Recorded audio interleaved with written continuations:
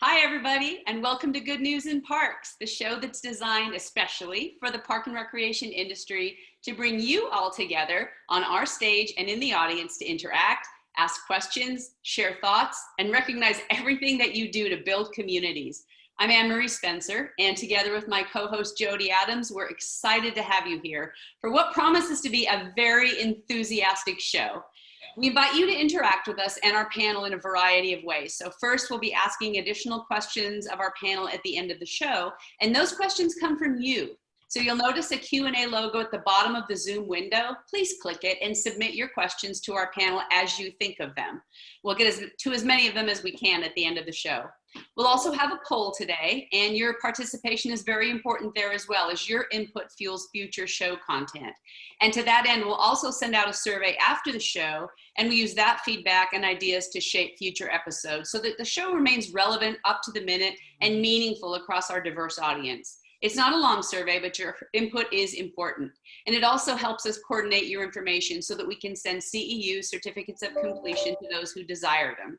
So at the end of the show, we'll share the email address those certificates will come from so that you can be sure the address is whitelisted on your mail server.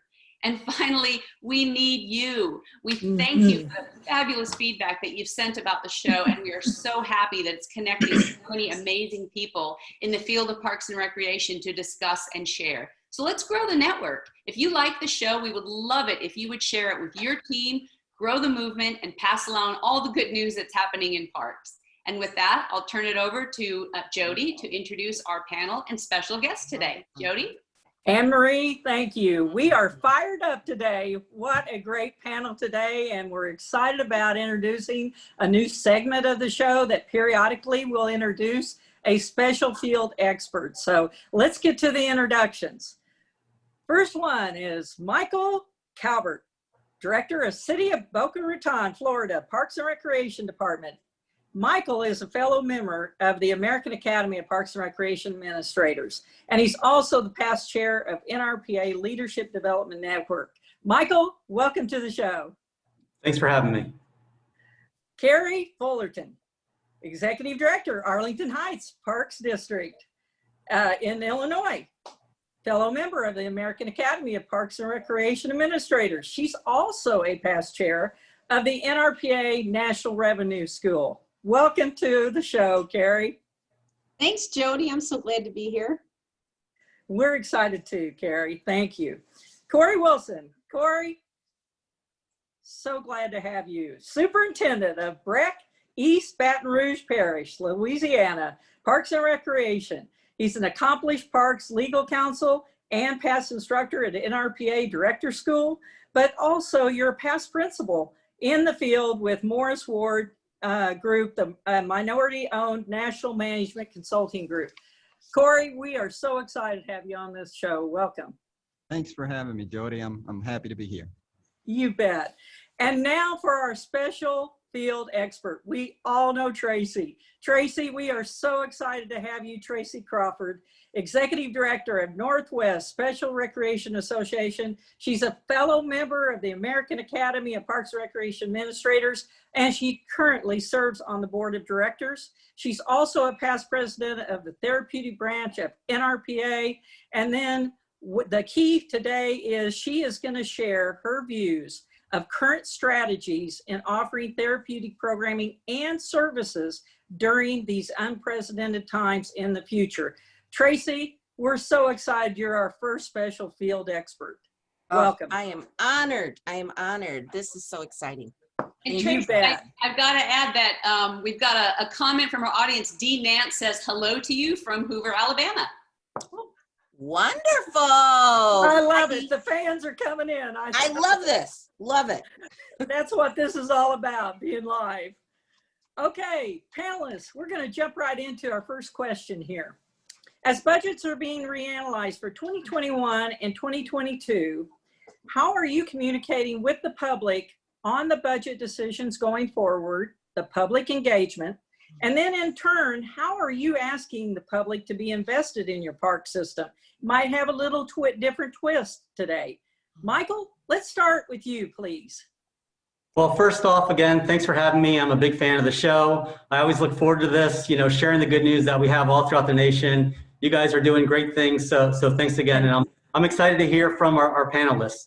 I'm really humbled to be sitting alongside Tracey and Corey and Carrie. Carrie may not realize it, but I'm going to call her out. She's been very instrumental in my career. I wouldn't be here if it wasn't for her guidance and mentorship, so this is a thrill. Much like many other parks and recreation departments throughout the nation, here in Boca Raton, our parks have never been busier. Since COVID, people are getting out, they're recreating, they're walking, they're biking, they're kayaking, they're finding a place for respite in our beaches. And I do believe that people are not only re-experiencing our parks, but also some people are experiencing our parks for the first time. So they're actually our consumer and our citizen advocates for our parks being essential. When our city closed, the first thing that they asked for were beaches to be open. Not businesses, beaches. So that's been amazing. Our council has been very supportive of our budget. They just approved $1.2 million of infrastructure improvements, I think 2 meetings ago. We have a very large budget here in Boca. We're almost $60 million. We have a great partner in our Boca Raton Beach and Park District. They're a taxing entity. So we have many ways that we can generate those revenues for our citizens. Fortunately, our operating budget has been minimally impacted going forward next year. We're actually in our budget deliberations this week. We've had a couple smaller capital projects pushed back, and travel and training has been pushed back, but overall our operating budgets basically remain the same, which is fantastic. One final thing, maybe a silver lining of COVID, programs like these, all the online webinars, abilities for all us professionals to train on an ongoing basis from home or from the office has been a real godsend. So thank you for offering CEUs and thank you for starting this program. As I say, stay for the education, but stick around for the CEUs. So thank you for enabling us to keep our certifications. Oh, you bet, Michael. I tell you again, this show is for you and it is for our field professionals, but our advocates out there. There's a lot of supportive public officials that are even watching this show besides universities. So again, this is for everyone. Okay, let's move to Carrie. Well, I'd like to, ditto what Mike said. Thank you for starting the show. And I've really enjoyed watching it every week and hearing everyone's perspectives and learning what everybody's doing around the country. And, we're all have the same mission and goals, but at the end of the day, we all do it just a little bit differently. And so it's just so interesting to hear, everyone's perspective, as Michael had shared. So I think in this time during COVID, it's more important than ever to be transparent with our finances. We have so many people that are unemployed. People are worried about being able to pay their property taxes, which in the end fuel our organizations. So it's so important that, we're transparent with what we do. And with park districts, it's a little bit different. Unlike sometimes other units of local government, we are not completely funded by tax dollars. We are 50%, in my organization, we're 50% taxes and 50% revenues. And so as you can imagine, we're just not bringing in the level of revenues that we normally do. And so, that's been certainly a certain level of challenge, but we've really tried hard to communicate to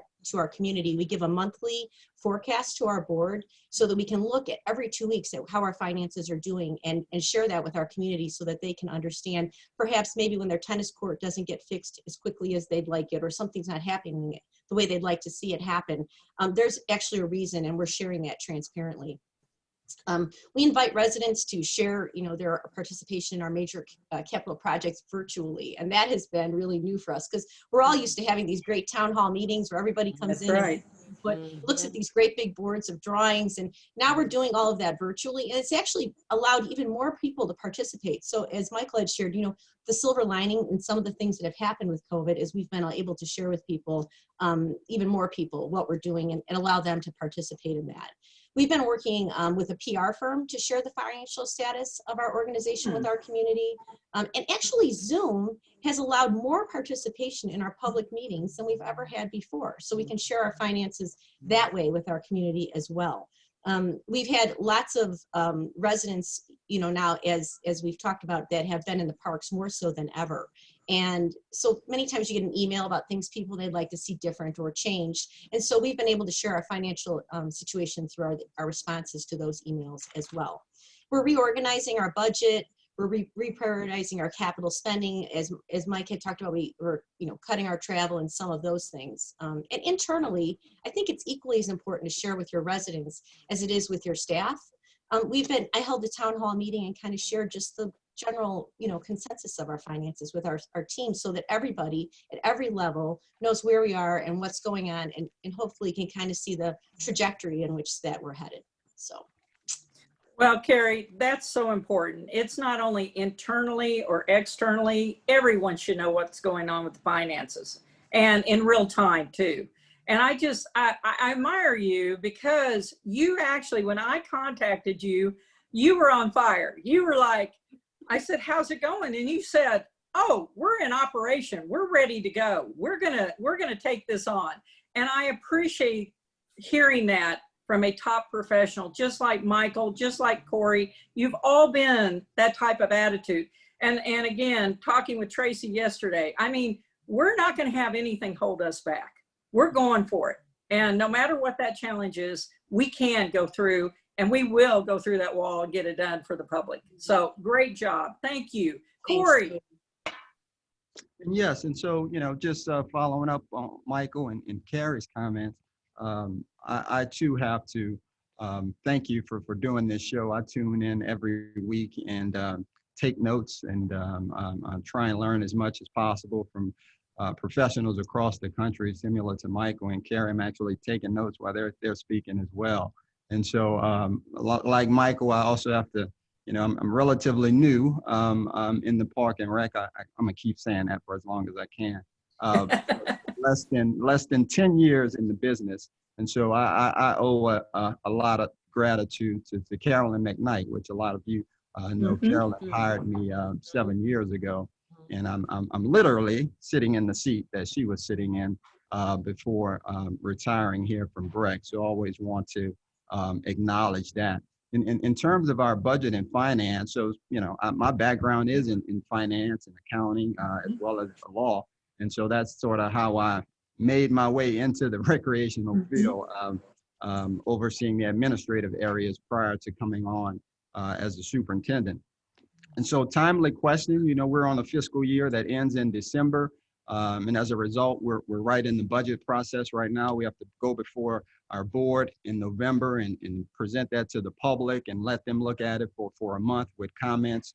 But we're also, 2020 is also a reassessment year here in BREC. And so similar to most organizations, we are suffering in terms of our self-generated revenue.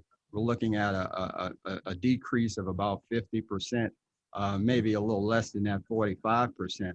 The fortunate part is that our self-generated revenues only make up about 10% of our entire budget. So we're very property tax heavy in terms of where we rely on our revenue, and I owe that to Mr. Eugene Young, who, when we were created way back in 1946, went to the legislator and made sure we were a special district, our own taxing authority. And so we've been able to continue to provide services at a high level.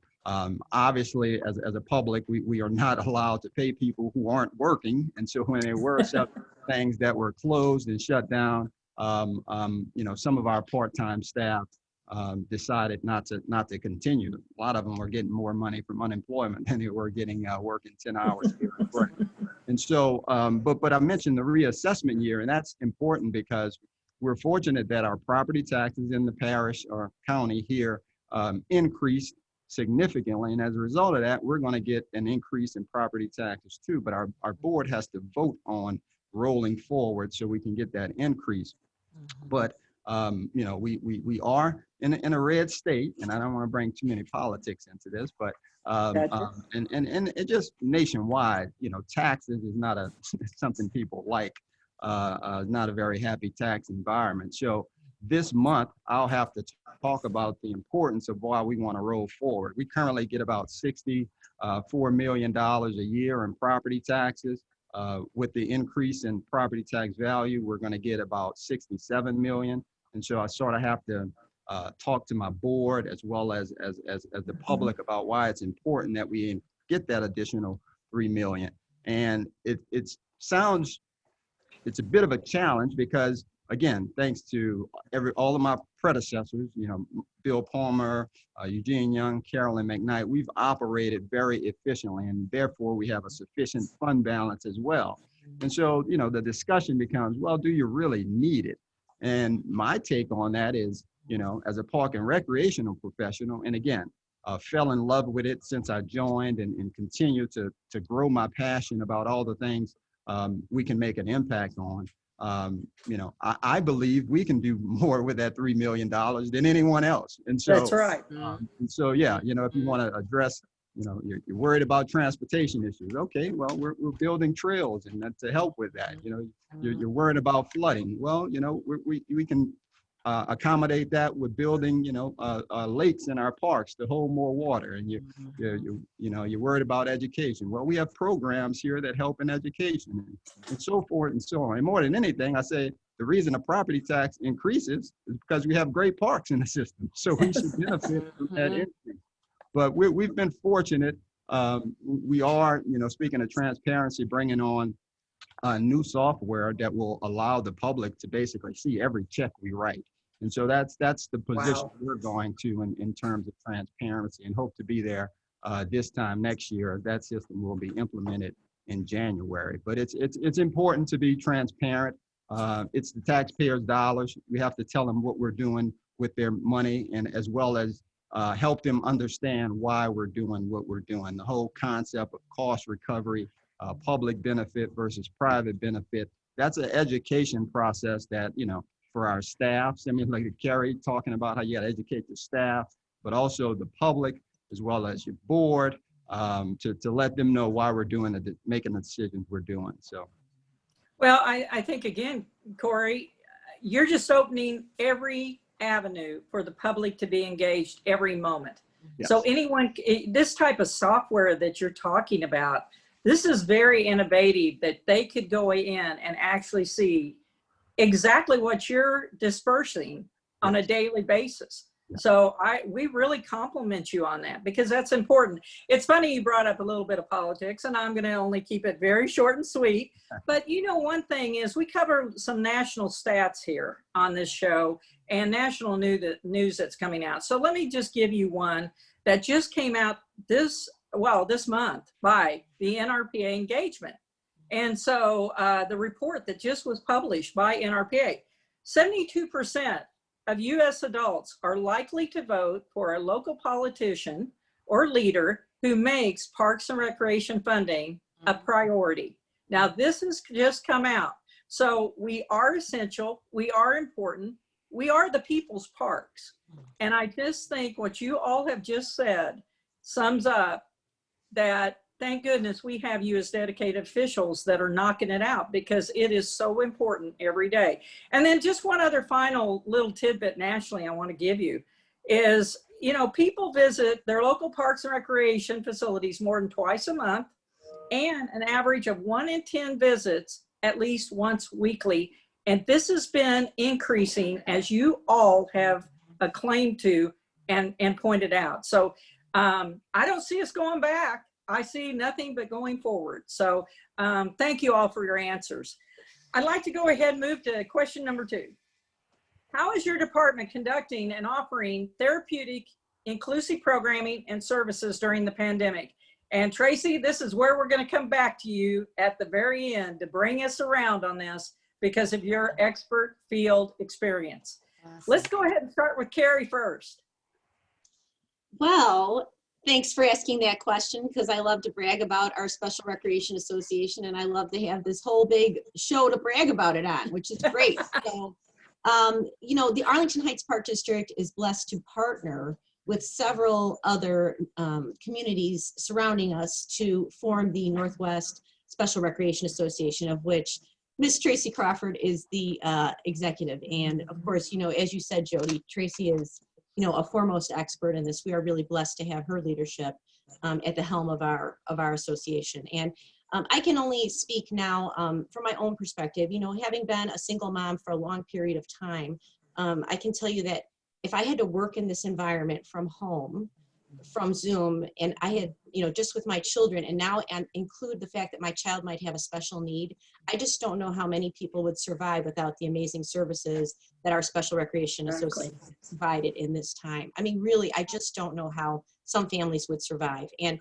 I'm going to not talk about any of the services that our SRA provides, because I would hate to steal the thunder of the amazing things that Tracey is going to tell you about, because she and her team have put together what I consider some of the most innovative, creative, and top-notch services, especially in this time, always during regular times, but especially in this time when I think families with children with special needs need us now more than ever before. And I not just children, but all the adults, you know, I mean, families that have adults with special needs, and those people need things to do every day that are positive, and recreation becomes their lives, you know, at some certain point. If you're not holding a job, recreation becomes your life, and Tracey and her team do a great job with that. So I'm going to let her tell you all the amazing stuff they're doing. So thanks. You know, Carrie, I agree with you. Thank goodness. It was an easy selection to have this expert on. Let's go to you, Corey. What are you doing in this area that you really feel is the future, and where you're going, and what you're doing today? Yes, like Carrie, I'm trying to keep my answers short as well, so I can learn as much as possible from Tracey and give her as much time as possible. But, you know, during the pandemic, adaptive participants have been one of the most vulnerable populations. In isolation as a result of the pandemic, it's been a major concern in terms of negatively affecting, you know, many individuals with cognitive and physical disabilities, and certainly able-bodied folks as myself, isolation has been an issue. I'm fortunate that my wife is a professor here and has a PhD in special education. So the topic is always a topic in our household.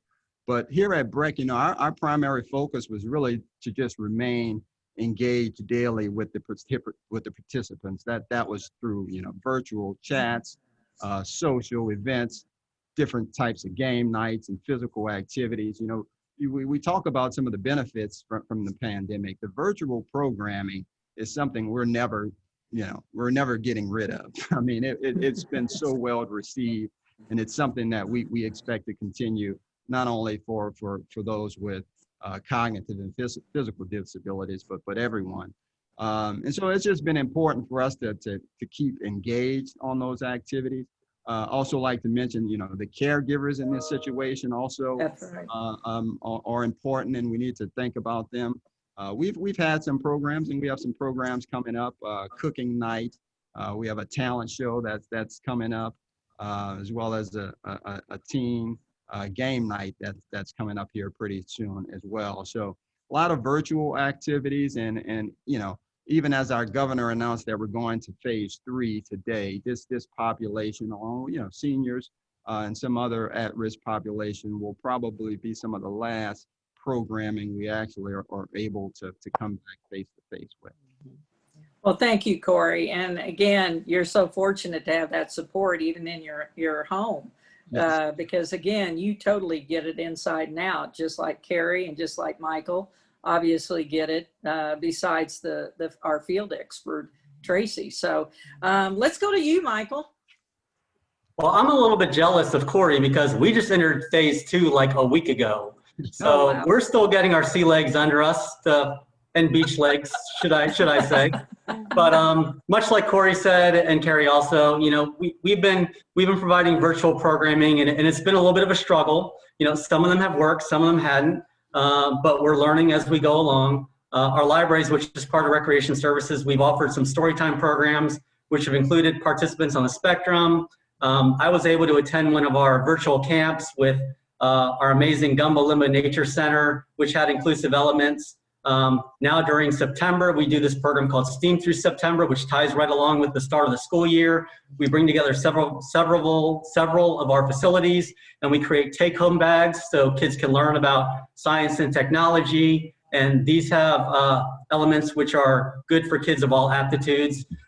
One actual unfortunate consequence of COVID is literally 3 weeks after opening up our brand new huge accessible playground we had to close. So wow. we had all this momentum. The community was loving it. They showed up for the groundbreaking. Parents were loving it for the first time, seeing their kids recreate with one another. I talked to a mom whose child was in a wheelchair. He was finally able to play right alongside his classmates and his neighbors. It was amazing. And then COVID came and we shut down.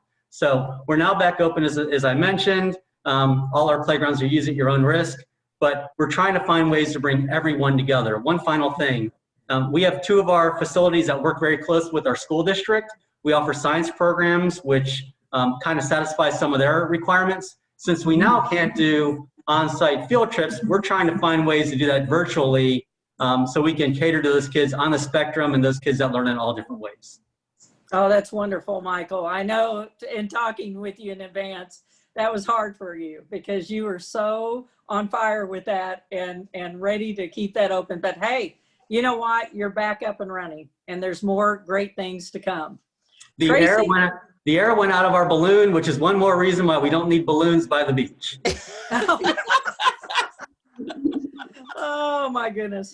Well, Tracey, this is the time that we really needed you to come on and give us, where can we go from here? And what are you seeing in the field in therapeutic recreation programming and services? But where do you even see the future go? So I'm going to hand it over to you for a while. Oh, let me tell you, first of all, I am so excited to be talking about therapeutic recreation and providing services for people with disabilities. I've had the honor, like Carrie said, I work with 17 phenomenal park districts. When this whole thing happened, I just want to take you to that moment when our governor was announcing it was a stay-at-home order. All of my staff were in a banquet room, and I'm looking at them, and we're trying to determine how are we going to make this shift. So I'm in the how, okay, and they're already pulling equipment, okay. Therapeutic recreation really has always come to light during times of crisis. Okay. Yes. And because we go to school and what we learn is really providing service, quality service at whatever level you're functioning at for everyone. So one of the first things my staff did is created an activity center with hundreds, online activity center that we blasted out to all of our families within a weekend from our shutdown. We were contacting families with virtual tours, with activity sheets, with already taped and videoed. Nothing's funnier than you're trying to shut down your office and you've got people with iPhones taping themselves doing cooking programs in the kitchen and whatever. So we did that. And then we talked that Monday and it was, we've got to go a step further. I'm going to ditto what Corey said. And this is important for everyone listening, is to understand that whenever you're providing service, whatever phase you're in, you should always be thinking about everyone in community. And that includes those with disabilities. So don't wait. Don't wait to serve them. Serve them now, right now. However you're serving your individuals, think about how you can serve people with disabilities. So how do we do that? Well, one, I'm blessed to have a team of 37 outstanding CTRSs, Certified Therapeutic Recreation Specialists, and they immediately did assessments. We contacted every single one of our participants by phone, called them and did wellness checks. Now in the therapeutic recreation world, we're calling it teletherapy. So through virtual programming, we're actually providing, because remember in TR, we are focusing on the full gamut. So social, emotional, spiritual, and physical functioning of that individual. So it was key knowing that individuals with disability being home, their likelihood of falling into depression was almost 50% higher than those of their able-bodied counterparts, okay? So that was immediately all of my therapists' concern. How are we gonna reach out? So we were worried about regression in skill, and Corey, I'm sure your wife talked about that. Regression in the physical functioning, their social functioning, all that advancement, we were concerned that they were going to lose, and many families were. Let's also talk about, they're not understanding this invisible COVID. They can't, if you can't see it, feel it, taste it, or touch it, it's not real for them. All they know is my life has changed and I can't leave. And so our concern was that depression setting in, regression in skill. So we, again, put together the activity center, and then we immediately went into virtual and Zoom platform programming, both in small group, large group. I got a chance to participate in trivia night with 80 participants. Now, I just want you to picture, everyone expresses themselves differently. So we've got people flapping and walking and pacing and wiggling, and it was all happening. And when I came on screen, all of them stopped and they're like, hello, and back to what they're doing. That's what it's about. It's connecting them however we can. We started with, then we went to individual one-on-one classes that we could do to keep that person on track. So just think about that. It's much like teaching. So my therapist, and thank goodness they're rec therapists, and this is what I was talking many times with our board, I was so pleased when our governor recognized that therapeutic recreation specialists were essential workers. And what that says is they were critical in serving this population of people to help them hurdle through COVID. And what was happening. It's critical because we know we're trained to work on facilitating those discussions no matter where they go. So we dove into the virtual programming, and we were able to do a lot of it live right then, right? You know, all of our programming virtual. And then we started to put together recreation boxes that we sent to the home. We did drive-by bus visits. Those are the favorite, I hear. So we could do individual visits. And then we scheduled time where with social distancing, they could actually pick up their tools. Now let's talk a little bit about as we entered into the phase where we were able to do in-person. I never thought there'd be a time when I'd have to distinguish the level of programming. I have to say virtual and in-person programming. And that's how we advertise our services. There's virtual programming and then there's in-person. And so we had to do individual online assessments to make sure that the clients that we were serving would be able to go into that park district or whatever setting and adhere to the CDC guidelines. And so that was one-on-one time. That's with their families, you know, working. And through that, the bond that was built with not only our participants, with their families, and their respect for the fact that our park district, they didn't even blink. There was not a hesitation when I said, well, we're going to be providing some in-person. They're like, okay, what can we do? And that's what it's about. So I just encourage everybody listening, do not hesitate. When you do those assessments, and I'd be more than happy at any other time to talk about what goes into that assessment to determine if someone can handle in person, but don't stop programming. It's not enough to just do virtual. Think of other out-of-the-box ways. When we did in person, many people thought, oh, we can't support inclusion. You can't. They're not going to be able to wear their mask. Well, everyone needs a mask break. What did we do? We went and bought individual pop-up tents so that, you know, nothing's funnier than when you go to a preschool camp and you've got little feet sticking out of these tents with them on mask breaks. And the instructor is sitting there talking and I'm like, are they asleep? But creative ways like that to keep it going. Yes, they may only be able to do it for 10 minutes. Go on your tent, you know, and we can still listen, we can still engage. Finding places in your building where they can take their mask off, get the wiggles out, and get back into focus. Talking to the parents about how to keep the mask on, making a game out of it. And many times we created programs talking about how to wear a mask. And the program was meant to be an hour long, so that by the end, they're building up to being able to wear those masks an hour at a time. Making sure that many of them have sensory issues. So putting X's on their hands and they have to wash until the X is off. And so simple things that we did, hula hoops so that they know their boundaries. You remember the old school ropes with the knots and you'd see the kids holding on to them as they walked? Well, we brought those back.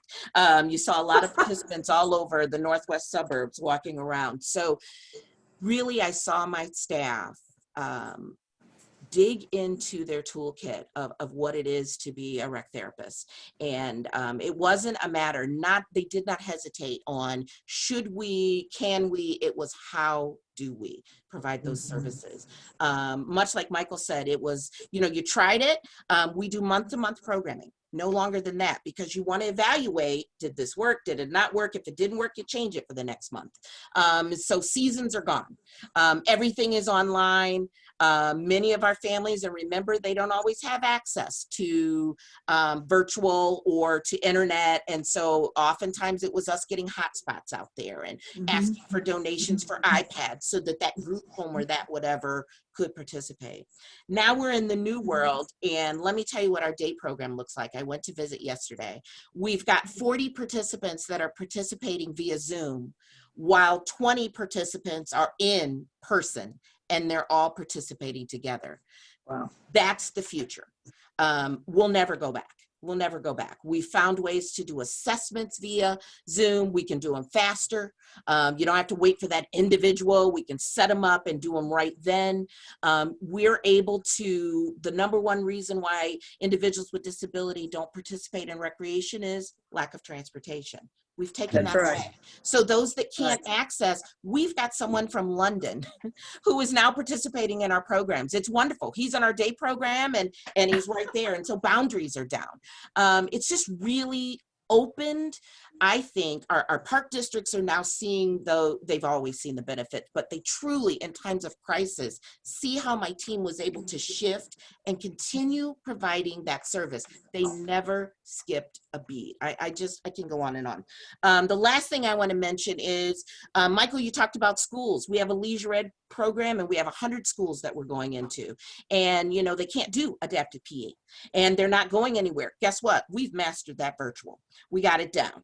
So we are now going in and providing that hour of that, you know, whatever it is, whether it be cooking or whatever skill, arts and craft or whatever, and my staff are going in and doing that. So exciting things. Don't be afraid to dream, try it. If it doesn't work, change it up and try something else. So that's the world of rec therapy right now. Well, I'll tell you now, Tracey, this was major because on every evaluation we've had of our past episodes, this question of services and programming for therapeutic has come up, and we wanted to do it right. And that's why we brought it forward on this episode. Good. And that's why we are adding your expert, because I just counted, you've listed out 8 best practices that we've all needed over time. So again, the good thing about the show, it is on demand and people can come back to it and review it again. But I'll tell you, Tracey, what you have done, you know, it's amazing. I teach at Missouri State University. I'm on faculty there now, my next life after being a director of parks for city county. Here's the deal. We're doing blended, and we do it not only in the person, but we're doing it virtually too, on Zoom or some type of platform, and it's working. And I agree with you. I'm totally with you. I think the future is a blended type system. It is. And you can do either one. So we've had a lot of success, but thank you, Tracey. Thank you so much for this expertise. We needed you to come on. So thank you. And we're going to come back possibly to you at the end of the show. Please stay on, okay? I certainly will. Thank you. Okay. Now I'd like to move on into another segment of our show, and I'd like to turn it over to Anne Marie. It's poll time. It is poll time, Jody. Thank you so much. So this poll is for you, our studio audience. We really want to hear from you since we've been talking about therapeutic recreation today. So we're going to go ahead and launch the poll here for you. And this is a multiple choice question, so please select as many as apply. If you're currently offering therapeutic programming and services, in which of the following categories do they apply? Social enrichment, family-centered programs, camps, aquatics, fitness and sports, education and training, arts and cultures, or we don't currently offer therapeutic programming right now. And since it's a multiple choice question, we're going to go ahead and give you a couple of minutes here to consider those answers and vote for us. But you know, as we said at the beginning of the show, what you say to us is really important. And Jody and I and the whole production team, you know, look at the information that we get from our surveys, from our audience polls, from your feedback, and that's what guides the show. So, you know, your participation in every way is so important to us, and we're so happy that you're here and expanding the audience and expanding the reach and expanding our ability to understand, you know, the needs and what's going on in Park and Rec today.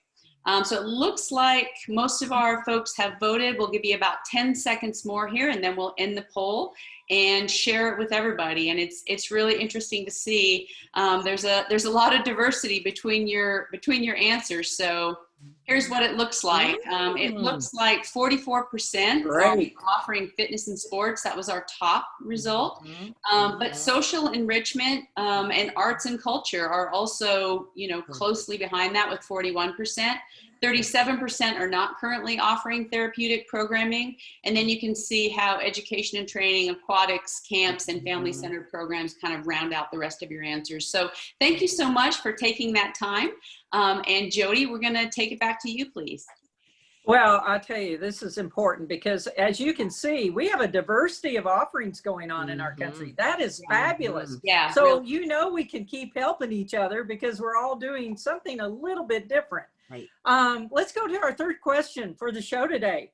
Our parks have been on the forefronts of physical health, wellness in our communities for years. Now more than ever, health and medical officials have been encouraging activities outdoors, in nature, park, open spaces, understanding how important these activities are to our societal mental health. And we touched on that a little bit earlier today. But let's go into a couple of park questions here with you panelists. Has this heightened awareness changed your approach to the way you are offering your health and wellness programs to your community, especially with the little bit of the sometimes in person, sometimes virtually? Has that changed? And then second of all, do you offer employee health and wellness programs? And if you are they still continuing, and again, are they in person? Are they virtually? How are you offering these programs? And Corey, I'm going to come to you first this time. Okay, thanks, Jody. I'll answer your second question first, if that's okay. Okay. And so here at BREC, we have approximately 425, kind of depends on what day it is, full-time employees. And so we do offer a wellness program, and it kind of started maybe right when I started back in 2013 or shortly thereafter. We're fortunate that we have a small firm owned by two ladies that are local here, and what that allows is for us to evaluate and tweak it each year. We're happy that we have over 90% of our employees participate in the wellness program. Now, there's a little catch there, because if you don't participate, you have to pay higher insurance rates. So smart.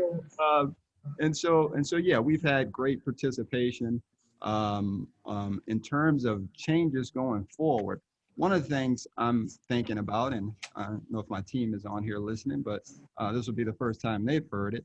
We also have about 425 part-time employees that work with us on a regular basis. We currently do not offer the program to our part-time employees.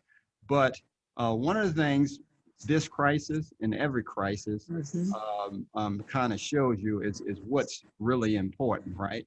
And so certainly family, spending time with family. But as you mentioned, Jody, the CDC and many other health organizations talked about getting outdoors and being physically active as an essential activity. And then it was in our governor's proclamation as well. It was, you can go out to get food, you can go out to get your medicine, and you can go out to do physical. I mean, that. And so when I talk with people about how important it is, it's as important as food and medicine in terms of getting outside and being active, because the benefits are the same. You eat good food. That's right. And so we've certainly been stressing that here. I can a little humble brag here. And so I go to my doctor, twice a year just to make sure everything is operating. And so I went late February, right before the pandemic started, and 6 months later was yesterday, and I went yesterday. And as a result of the before the pandemic started, I wasn't doing much physical activity, and the doctor used to always ask me, "Wait, you're over the parks, right?" And I was like, "I actually have a gym in my building that I'm not using." And he used to always, "No, you got to get out. You got to do something. You got to do something." And so since the pandemic started, I've been walking my dog, And so part of that is to get the energy out of the dog more than anything. But over the 6 months, I've lost over 20 pounds. I'm no longer taking high blood pressure medicine. My doctor told me yesterday, you don't have to take it anymore because my pressure was perfect. And so a personal testament to how important it is to get out and be physically active. You know, one of the things I think I'm gonna start doing, again, haven't shared it with anyone yet, but you know, some of the meetings I have, one-on-one meetings, those can be out in parks, you know, while we take a walk. That's right. And so those are some of the things I'm thinking about in terms of going forward, changing it. But we do offer a program here. It's very well participated in. You know, you go through your health screening every year. And then if you have these risk factors, if you're a smoker, if you have high blood pressure, or if you're overweight, then you have to have a coaching session once a quarter where you basically sit down with the wellness experts and say, hey, how's it going? What are you doing? You know, here are some recommendations. And so, and that's required if you want to get the good insurance rate. So again, we have 90% participation in that, and things are going well. We obviously suspended some of the coaching sessions during the pandemic, but we're looking forward to starting that back up during open enrollment in October and November this year. You know, Corey, I think, again, that's so funny. Here's the doctor asking you, and that's what you do for a living, is actually guide the health and wellness of your community through the park system. I've been there. I've walked in your shoes, and let me tell you, it's nothing better than to get a shakeup and to get your attention. So I'm sure the other professionals on here can identify with these type of comments you're making. Congratulations. Way to take care of yourself. You got to be good for everybody else. Yeah. So way to go. And Michael, let's turn to you with these questions. Well, I'm not going to talk to you about my medical history because this is called Good News. And this is not a horror movie. I do not like going to my doctor. It is not that pleasant. Hang in there. But just like Corey said, health and wellness is a very important part of Boca Raton and really the whole state of Florida. I mean, we sell sunshine and people move down here so they can run all year long and they can go to the beach all year long. And yes, we have some hurricanes, and yes, we have some hot weather during the summer, but it is really a great place to kind of get in shape and stay in shape. We have a lot of health and fitness classes that we normally offer when we're not in the COVID situation. We have Zumba on our beach. We have yoga in our downtown. And unlike some of the other cities where I've lived, our fitness clusters are always busy. And how has this COVID really made us think about what we're going to invest in the future? I'm seeing more and more people doing self-directed recreation, and I'm seeing a lot more of our fitness clusters being utilized whenever I drive by. So when we renovate parks, we're looking at potentially putting in more of those fitness clusters. We weren't thinking that way maybe 12 months ago or 24 months ago. As I mentioned, I really think as a nation and as a profession, we're going to have all these people that are now walking and running, and they started recreating since they were working from home. And instead of maybe going on a commute in the morning or maybe doing their hair and makeup, they've gone out for a run. I've heard many of those stories throughout our community. So I think we need to be ready as a profession to kind of welcome those individuals into our fitness centers, into our recreation centers, into our programs, because they're going to reach that plateau. And they're going to want us as professionals to help them eclipse that and keep on moving on and on with their fitness and wellness goals. Very quickly to answer your second question, we do offer some fitness and wellness classes for our team. They're very inconsistent. I've taken a few of them just to show my support. In fact, we just have a brand new wellness director that started off in our city. I was in his office the first week kind of saying, hey, this is a great benefit for our employees, because a healthy employee is a better family member, better mom, better dad, better grandparent, and they're also better team members. They show up to work more, they're more friendly, and they're just more pleasant to be around. So I'm pushing for those classes to start again. Great. You know, it's funny you mentioned this, Michael. I think you're right. I think we're going to see more than ever a resurgence of those outdoor fitness clusters. I can relate to that. We're in the midst right now of that consideration on the campus with our young adults. So I think we're going to see more than ever us coming back to that resurgence, even of those outdoor fitness clusters. I appreciate you making that point. Thank you. Appreciate that, Michael. You're welcome. Carrie. So I agree with Corey and Michael in the fact that fitness is, you know, it has just taken off in this pandemic. And right behind me, you can see my 12 pounders. You know, All right. sometimes have a hard time leaving my office, and so I might be on the phone and doing just a little something, because always something is better than nothing, right? So That's right. so I'm always trying to do something. You know, you may have seen, some of you on the call may have seen, a shout out to my speaking partner, Jan Hincapie. We've gone around the country doing a work-life balance session for professionals in our industry. We've done it at NRPA.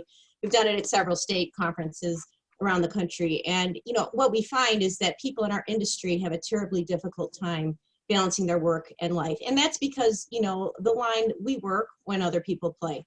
And That's so right. it's really hard to work a regular day and then work when other people play. So then what part of that day is for you left? And so I think it's really important to focus on staff wellness.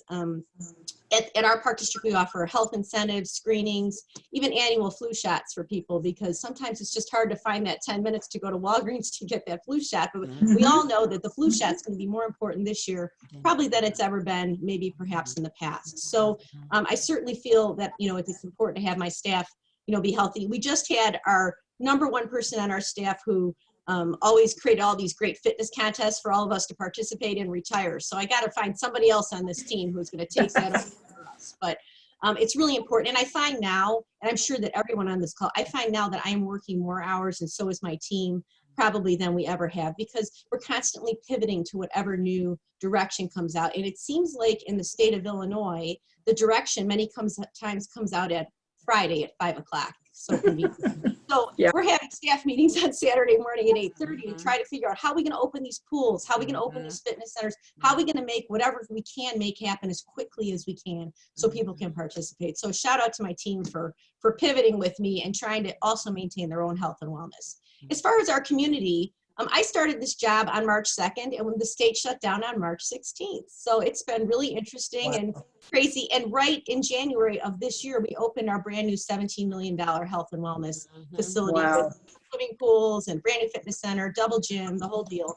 And of course, then had to shut it down. So my staff immediately pivoted and created all these amazing outdoor operations, that outdoor classes and outdoor ways for people to engage with us. And, you know, we do lots of social media with it. And it's so much fun to see somebody doing Zumba on a basketball court outside instead of, you know, in the gym or wherever else we might do it. You know, we had, unlike, like Tracey said, she had a participant in London. We had a woman who was taking a fitness class with us, and then her friend was taking it in Maine. And it was the first time they were able to work out together, which was kind of a cool outcome of all of this, right? Yeah. We reorganized our fitness center. We had to move equipment around and create a reservation system so that people could actually come to our fitness center. And we have, you know, about 30 slots for people an hour. We have 10,000 members. So it's really hard to try to balance those pieces, but some people are afraid to come in still. So we're able to balance all those pieces right now. We were one of the communities in Illinois. A lot of communities chose not to open their outdoor swimming pools, but we pushed really hard to open our pools because we have 5 outdoor pools, and this is really a swimming community. We served thousands and thousands of people, and the amount of response we got from the community was so positive. People were so happy we opened these pools, and so happy that we put our superhero capes on and saved summer in the best way that we could. In the Midwest, summer, you know, unlike Michael, we only get 3 months here. So, you know, it's July and August, and then it's over. So we also, you know, like Corey and Michael alluded to, the parks have been busier than ever. So we've been promoting those outdoor spaces. And if anything good comes of all of this, I hope it's that people stay using our parks at the level that they are, because it's amazing. I mean, every tennis court is used, every basketball court is busy. I mean, every pickleball court, it's just, people are waiting to use them. It's amazing from that perspective. So I do think some good from the, you know, fitness perspective has come out of this. Well, and as our folks attending are hearing, all of you, all 3 of you are offering some amazing programs. And then you have your support teams like Tracey has, that is partnering with departments across your geographics. I tell you, what's exciting is we won't ever be the same. The bottom line is we have stretched ourselves more than ever to actually dig deep, and in some cases go back to basics. And I hope you're right, Carrie. I hope that we see this resurgence to really get back in that value. We know we're essential. We know that it's starting to come out on surveys, but let's hope that that stays with our communities nationwide. So again, I totally agree with you. I think we've got a whole nother ball game ahead of us next few years. And I hope for life. This is a time that is so special in our show. And we're going to go ahead and I'm going to hand it over to Anne Marie for the recognition with these departments. And it's all about your staff and your teams and individuals. Absolutely. So this is, talk about teams and individuals and support staff. This is a great time. I mean, we're learning all these amazing things from our audience, from our guests today, and now we get to learn a little bit about the great people that they partner up with. And so we're going to give each of them a little bit of time here to recognize individuals or teams that they work with. So Carrie, we're going to start with you. Thanks so much. Well, I am so excited to be able to talk about my Arlington Heights Park District team. They are COVID cool. As far as I'm concerned, they are making things happen, every day. We have pictures here of our camp and our camp staff. And I think Tracey talked earlier about the fact that wearing a mask all day and how challenging that is. I want a mask break tent in my office. I mean, I think we all need that. So these kids were troopers and our staff were troopers, and they pushed through and had a great summer. We're still able to have just a ton of fun outside in spite of all the challenges that we faced. I also have pictures here of my parks crew, and man, they are the unsung heroes, keeping our parks clean, maintained, safe, wonderful places where people could actually be safe. And it's really one of the only things, especially early in the pandemic, places where people could go. And these guys make it happen every single day, and very proud of our parks crew. You see our aquatic crew, I mentioned that our pools were open this summer. We're very proud of that.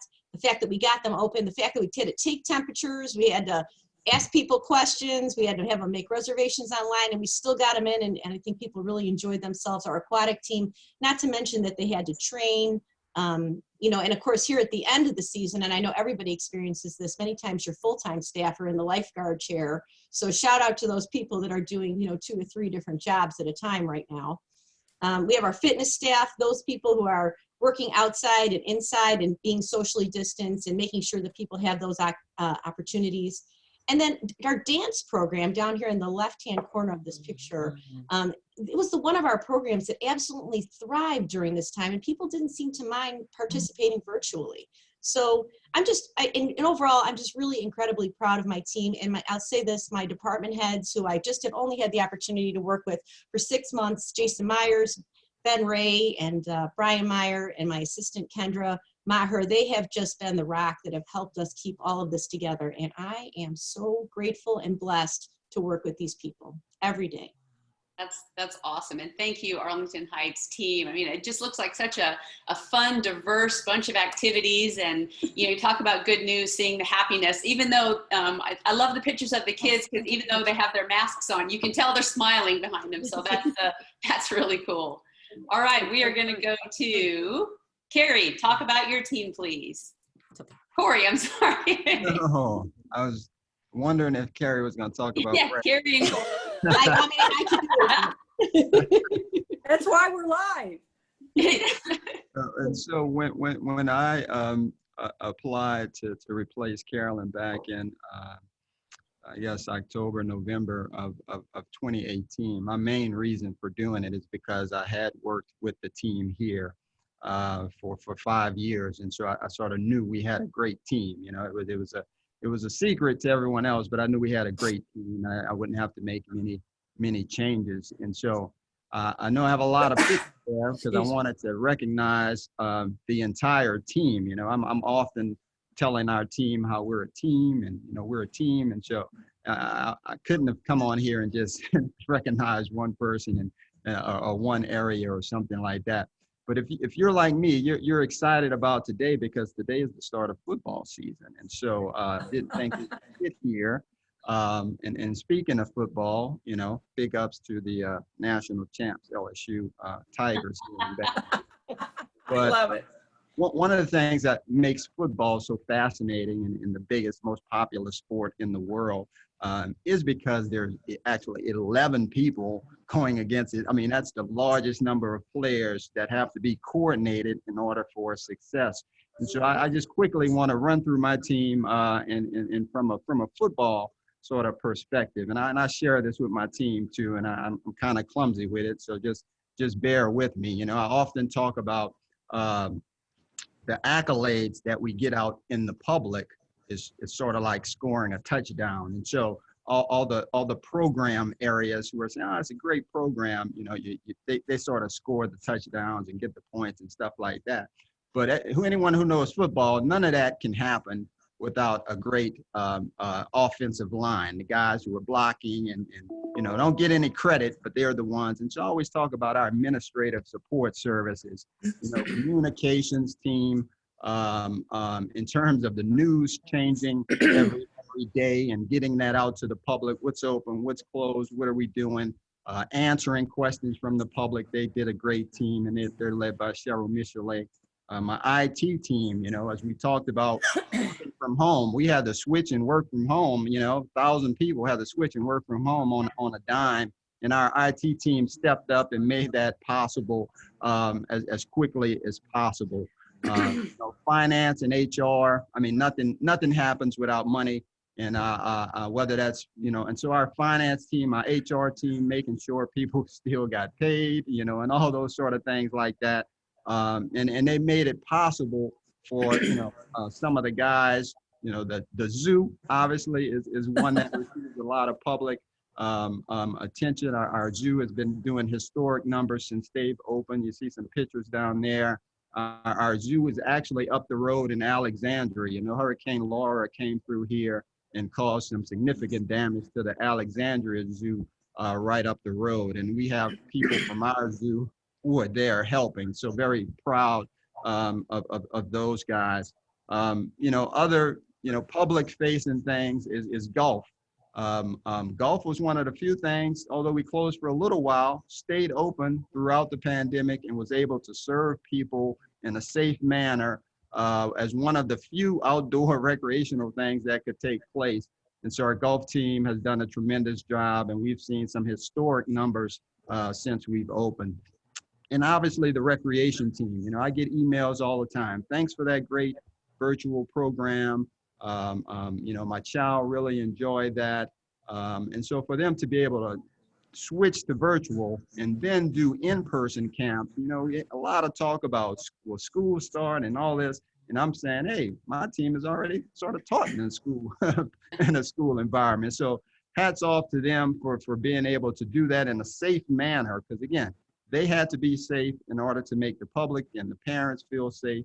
And they did a great job of that. You know, the park operations team, who you see sort of cleaning playground equipment, they clean the bathrooms, take out trash. And so sometimes you don't hear about them, but sometimes, like Carolyn McKnight I mentioned, she's visited a lot of parks around the country. She said when she came here, we have the cleanest parks in the country. And just imagine with the increased use you have in staff who have to quarantine and stay home. Our park operations team did a great job of continuing to maintain our parks while others, you know, they couldn't work from home, right? So hats off to them. I call them a tight end, right? Because they sort of do the dirty work of blocking, but every now and then somebody will say, oh, that's a really nice park. You really cut the grass nice and everything looks nice. So they score some points from time to time.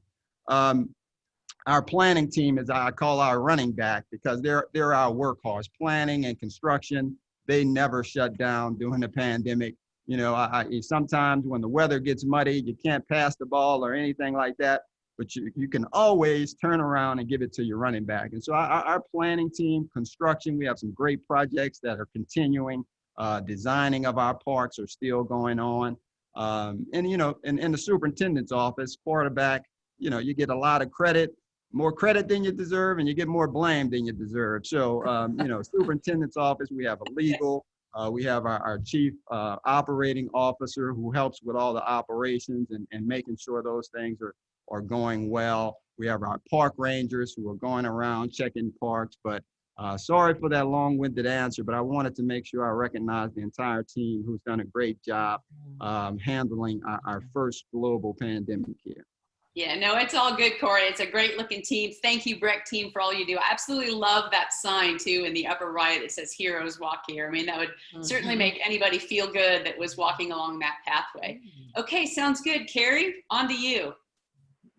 Actually, I'm going to take Michael. You know what? I'm going to take this one. So this is my favorite part of your show. I love this every week. If I'm not mistaken, we go till 2:15. So thank you for letting me be last so I can recognize just as many people as Corey did. But just kidding. I have 750 amazing Parks and Recreation professionals throughout our entire department. We're the largest department in Boca, and I know we're the best. I can't recognize every division. We have 16 divisions, but I wanted to focus on a few divisions that really make Boca Boca, and maybe some things that not other departments do, especially the ones such as Carrie and Corey have. When you drive into Boca, we have a look. It's called Boca Beautiful. You've probably seen some of the commercials that we advertise nationally on it. And this is all due to our Parks Beautification and Irrigation Division. I'm going to give you guys some statistics, so I have to look at my notes here, but they take care of parks, playgrounds, medians, sidewalks, irrigation, restrooms. The list goes on and on and on. We have 172 team members in this team, and they've never taken a day off during COVID. They've worked their shifts, nonstop mowing. We have crews that do nothing but pressure wash curbs and sidewalks. We have crews that do nothing but remove vines off trees and deal with invasive plants. They maintain over 1,000 acres of parks. They take care of 8,600 trees and palms. And if you come to Boca, we have palm trees everywhere. We have 5,000 linear feet of boardwalks. We have over 100 restroom facilities, playgrounds, and picnic pavilions. Our irrigation guys take care of over 180 miles of irrigation throughout our community. We have 300 irrigation controllers. They're all computerized. And we maintain 66 linear miles of medians. So I think that's even more than we had in Virginia Beach when I lived there with a city that was 4 times our size. These guys are amazing. And then the other thing, the other team I'd like to recognize are our ocean rescue team. As you can see, I'm here at the beach. The beach is in back of me. Come visit us in Florida and Boca Raton. We're open. I have 61 team members that guard this beach, 35 full-time. That's larger than some departments. 35 full-time team members. The amazing thing about these gentlemen and ladies, 34 are full EMTs. We have 5 miles of pristine beaches, and 2.5 of those miles are guarded beaches 365 days a year. We're open actually more days than Disney World. These guys and ladies are amazing. We have 19 towers, 1 through 20. We don't have a number 13. And listen to these stats. We had 6,500 preventative actions last year, 550 first aids, 37 EMS medical calls, and 55 ocean rescues. So as much as we like to keep our beaches safe, and as much as we hope people know how to swim that go into them, we still have to save people, and these gentlemen and ladies are ready to go right in there.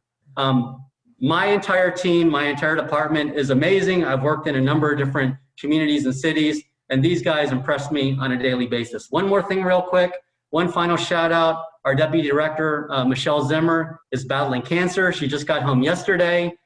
Sending the force to her as well as good vibes. And I have her socks on right here. So shout out with the yellow socks if you can see it with my background. I would show them to you as I'm wearing them, but I'm at the beach and I have my swim trunks on. No one wants to see that. So thank you for letting me brag on my team. They're amazing. That's absolutely awesome, and you know, best wishes against the cancer battle. Absolutely, I'll pray for you out here. And you know, on that ocean rescue, I spent a lot of time in Florida, and I know the undertow out there, and that is certainly no joke. So thanks for recognizing your team, Michael, and awesome job to everybody there. Okay, we are going to go on now to some audience questions, and we have some really great ones here. So I'm just going to let you, we have about 7 minutes left. I'm going to let you guys just jump in if you have a response to this. And this is a really good one for everyone. How can we leverage this time when more of the public is using parks to consider some of that when the pandemic is over? And how do we make Parks and Rec more central to people's lives going forward now that they've experienced that? Great question, Paul. Who wants to take that?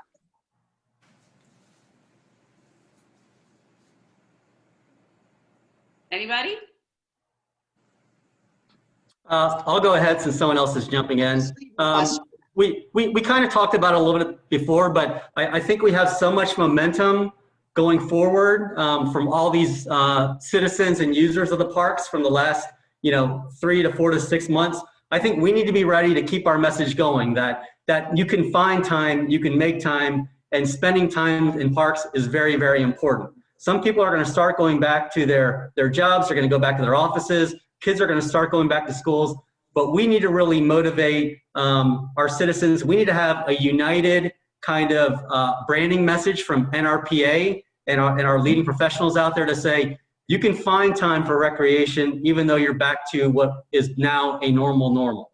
So. Yeah, that's great. I think too, people are creating new habits right now in the pandemic. So, especially, we see in the Midwest, people are working, exercising outside more, maybe not, whereas they used to come into our fitness centers and things like that. So I think it's important as agencies that we remind people of our relevance, whether that's through your brochure, your social media channels, or your website. But I think, jumping on some of these new habits and how can we create, Michael had mentioned the outdoor pods, of fitness. I mean, how can we create more of those kinds of opportunities to help expound upon the new behaviors or the new things? I can't believe how much more effective I am by using Zoom. I mean, which at first I was like, I don't want to use this, but how much time I save from driving across town for a meeting to meet with somebody. I met with the village manager yesterday for an hour via Zoom instead of driving across town to his office. Those kinds of things. How can we expound upon these new behaviors to make us more efficient, more effective, and to serve people better as well? Yeah, that's great. We had several questions about therapeutic rec. Obviously, that was a focus of the show, and telling us a little bit about their programs. But somebody asked, and this is probably somebody who voted that they're not currently doing it. If they're not currently operating a therapeutic rec program, how would you suggest somebody get started? Ooh, that's a great question. I would reach out to your schools. Your schools have a great pulse on all the statistics and who's coming through. They can give you the exact numbers, where they're located, and really start a partnership there. Always, universities in that, so you have your staff and people that will be trained to come and work with you. They might be in special ed, they might be in adapted sports, it doesn't have to be therapeutic recreation, but really getting those qualified staff, and then start with your schools, reaching into your community. You might have a state-run program, like an Easter Seal or something to that fact, to find where those participants are. Really rely on your census data and your schools to get where are they located, who am I serving, what are the numbers, and start from there. You start small. Anyone else? Yeah, I would just add there are other organizations probably within your town that are focusing on this particular segment of our community. We partnership with a group here by the name of the ARC Baton Rouge. And so we do a lot of work with them. And so I would certainly encourage you to reach out to different organizations that may have already, and that's one of the things that as we talk about how do we make ourselves more relevant, the whole partnership aspect and understanding that we don't have to be experts in everything, but we also have the ability to leverage the resources we have to be able to serve everybody by working with others. And so strongly encourage you to reach out to other organizations in your community that may already be doing this at a high level, and just see where you can fit in terms of your facilities and your green spaces and those things like that. That's great. Yeah, that's great, Corey. And that's actually a great place to kind of stop today. We want to tell you a little bit about next week. So we're really excited. I know that, again, we get a lot of the information for the show from you folks in the audience. And some of the things that we were asking for is people who maybe had smaller communities or smaller districts. So we have a couple of folks from counties that are going to be joining us next week that have Park and Rec, in towns of all sizes in their jurisdiction. So Laura Weatherall from Howard County, Maryland, and Lakita Willson from Richland County, South Carolina. And then also we've had people asking about folks from Canada. So Rachel Bedingfield from Kentville, Nova Scotia will be joining us, our first Canadian Canadian guest, and we're super excited to welcome her and hear about some of the things that are happening up in Canada. That'll be September 24th at 1 o'clock. You can register for those of you that are new. It's always at playcorps.com/events. There's more resources you can discover at /resources. And just for those of you, I know every once in a while we have somebody that has a difficult time receiving their certificate of completion. That will come from docs@email.pandadoc.com. So make sure that you whitelist that URL, that address with your group. So with that, Jody, I'm going to take it back to you to close. I just want to say to all of you, thank you for your valuable time. You're heroes. You're doing great work for your communities. They need you. And I just can't thank you enough. And it is time for another good news in Parks. All the good news. Thank you. All right. Thanks. Bye, guys. Great job. When we do this at 3 o'clock live, it's going to be amazing. I can't wait. That's great. Thanks to our audience. Thank you so much for joining us, and we'll see you next time. Yes. See you next time, guys.